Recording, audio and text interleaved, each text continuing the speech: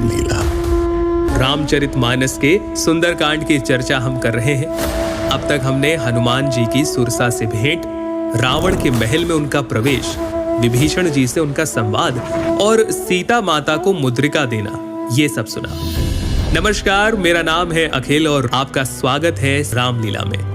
सीता माता से भेंट करने के पश्चात हनुमान जी माता की आज्ञा से वाटिका में फल खाने जाते हैं और वाटिका को नष्ट कर देते हैं। रावण पुत्र अक्षय कुमार उन्हें रोकने के लिए आते तो हैं, परंतु हनुमान जी उनका वध कर देते हैं। जिसके बाद मेघनाद हनुमान जी को पकड़ने के लिए ब्रह्मास्त्र का प्रयोग करते हैं। ब्रह्मास्त्र की महिमा बनाए रखने के लिए हनुमान जी मूर्छित हो जाते हैं और मेघनाद उन्हें नागपाश में बांधकर रावण की सभा में लेकर आते हैं। अरे वानर, तू कौन है? किसके बल पर तूने वन को उजाड़ कर नष्ट कर दिया? क्या कभी तूने मेरा नाम, मेरा यश नहीं सुना? क्या तुझे प्राण जाने का भय नहीं?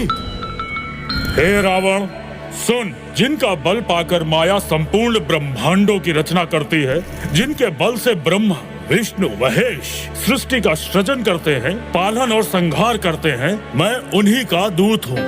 ये सुनते ही राक्षस उन्हें मारने के लिए दौड़ते हैं, लेकिन विभीषण अपने भाई रावण को सलाह देते हैं कि कोई दूसरा दंड दिया जाए, जिस पर रावण कहता है कि इस वानर का अंग भंग करके भेज दो।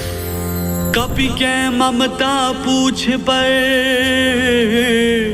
सब ही कहा समुझाई, तेली बोरी पटी बांधी पुनी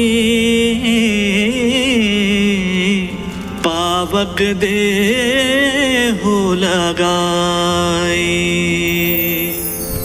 बंधन से निकलते ही हनुमान जी अटारियों पर चढ़ जाते हैं और देखते ही देखते पूरी लंका जला देते हैं। इसके बाद वो पुनः माता सीता से मिलने के लिए पहुंचते हैं और निशानी के तौर पर माता से चूड़ामणि प्राप्त करके उनसे विदा लेते हैं। हनुमान जी समुद्र लांघकर वापस आते हैं और श्री राम को सारा वृतांत कह सुनाते हैं। राम जी समुद्र तट पर आकर समुद्र से रास्ता देने की विनती करते हैं, लेकिन जब 3 दिन बीतने के बाद भी समुद्र नहीं मानता, तब रामचंद्र जी क्रोध से बाण चढ़ा लेते हैं। भयभीत होकर समुद्र प्रभु के चरणों में गिर पड़ता है और कहता है कि आप मेरे ऊपर सेतु बनाकर लंका की ओर प्रस्थान कीजिए। और इस प्रकार से सुंदरकांड समाप्त होता है। आगे रामलीला में हम लोग बात करेंगे लंका कांड की। बाल कांड से लेकर उत्तर कांड तक रामलीला में